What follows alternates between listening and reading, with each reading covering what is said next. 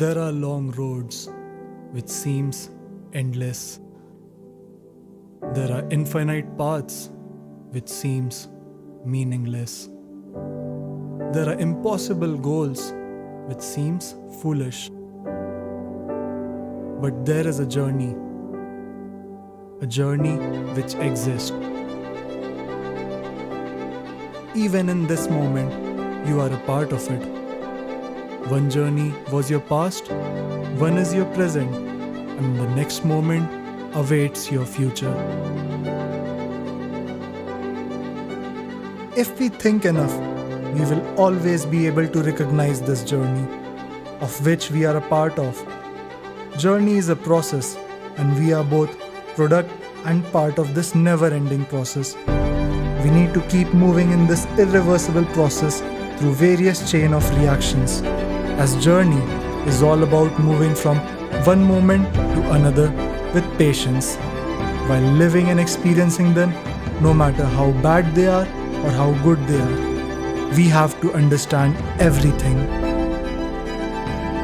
There is one more thing required along with the ability to wait and experience the moments happening around, is the mind's ability to be curious. Because curiosity that comes with patience makes you question and learn new things on the journey. Of course, being yourself is a journey, amongst the known, amongst the unknown. It's the journey where people learn.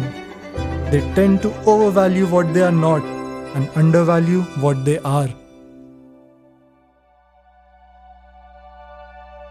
In the world of spontaneity and replication, being yourself is the most lost and undervalued thing, I guess. Being yourself is not about being unique or to stand out of the norms. It's about what you are as a being, as a consciousness that thinks. That thinking with freedom of self-expression is being yourself. It is a simple yet complex process. To be yourself, you have to understand your fears. You have to recognize them. Because unrecognized fears have always turned pages around in history. Like it's foolish to let the fear of death cause you pain while you are still alive. In the same way, it's foolish to be afraid of what people will think of you while not being you.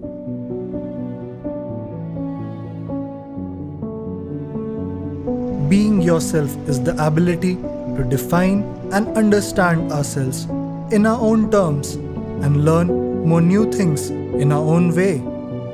Being yourself is not just a state, it is a process. Therefore, there are no limits.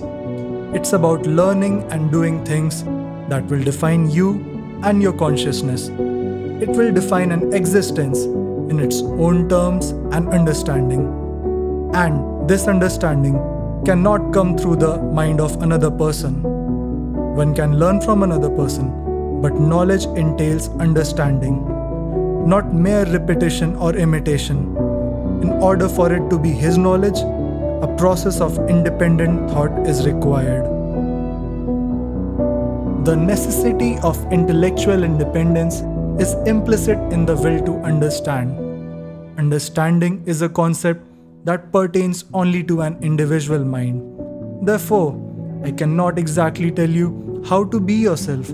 I can only tell you how it feels to be yourself. It's challenging, but at the end of the day, it's the best feeling. How I feel being yourself is an experience. How it looks to be yourself? Personally for me, it was like being Chandrataal Lake. I did not see Chandrataal Lake just as a lake. It felt like an actual presence, a presence so complete in itself that it made a space for me to be myself too, in its own comfort, with its own flow, its own sound, and its own character, always trying to represent itself even with the temporary adulterations. It prevailed its beingness, its selfness. So, as much as you can, as far as you can, as long as you can, be yourself. Adopt this radical belief that your ideas, your thoughts, and your feelings matter too. Pleasing people is no longer an option. Be so complete yourself that everyone else feels safe to be themselves and understand themselves too. Do the universe a favor. Don't hide your magic. Be yourself.